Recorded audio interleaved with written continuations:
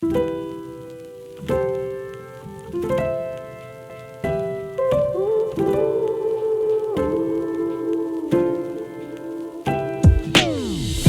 I'm going to be showing you how to hit on the rise. This is a concept that is a little bit for more advanced players, but anybody can still learn it, and I highly recommend giving it a try. So the first thing that you need to do if you want to hit on the rise is get your chest over the ball. I've said this a lot in my videos, but not a lot of people actually understand what I mean when I say this. So let me explain. Essentially, the ball is coming up at you pretty fast, and if we're taking a ball that's coming upwards and also swinging up, you're gonna end up driving it long. So what you wanna do is lean over the ball to keep it downwards, and then it causes your swing to also stay down. We don't wanna swing up on a ball that's coming up into our strings. We wanna swing through it. So this comes to another point, the follow through when you're hitting on the rise.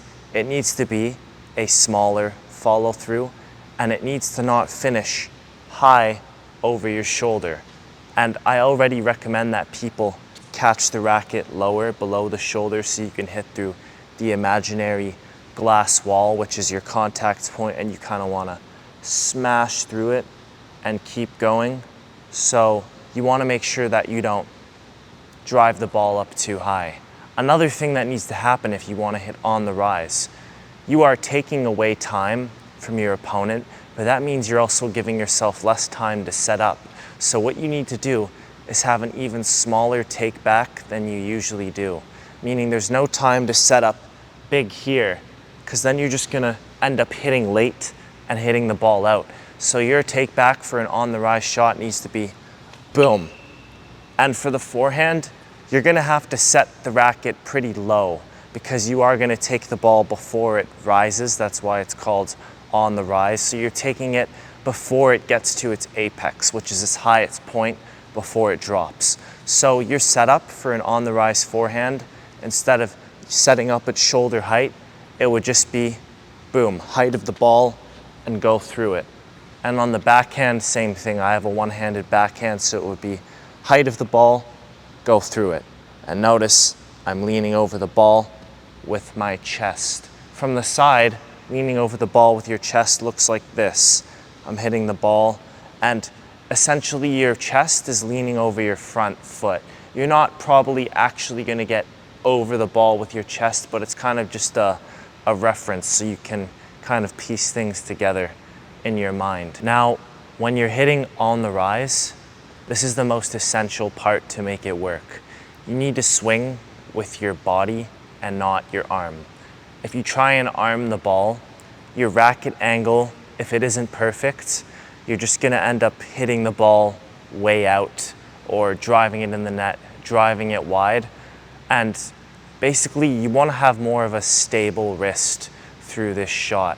And your arm needs to be loose. You're kind of almost absorbing the hit and using the power that's coming to you. You don't really wanna feel like you swing when you're hitting on the rise. You wanna feel like your racket kind of catches the ball, but we go very, very quickly with our legs, our hips, and our chest and our shoulder. It's like, boom.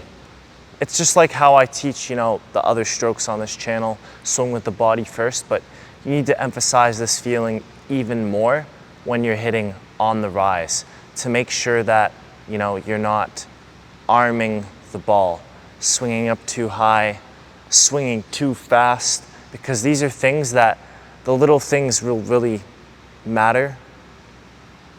The little things will really matter on this shot because everything needs to be almost perfect. Because like I said, it's a very quick movement and there's no time for extra steps, things that will just kind of throw off the angle of the racket at the last second. So this is an advanced concept. Like I said, try and use some of the tips that I showed you in this video. I hope that you're able to hit on the rise a little bit better after watching this. And yeah, I hope you learned something. Please subscribe for more educational tennis videos. Thanks. Most tennis coaches want to sell you a bunch of private lessons. Their instructions are vague, their technique is wrong, and often they want you to hit as many balls as possible while paying them. I offer a tennis fundamentals course that will teach you how to essentially bulletproof your game.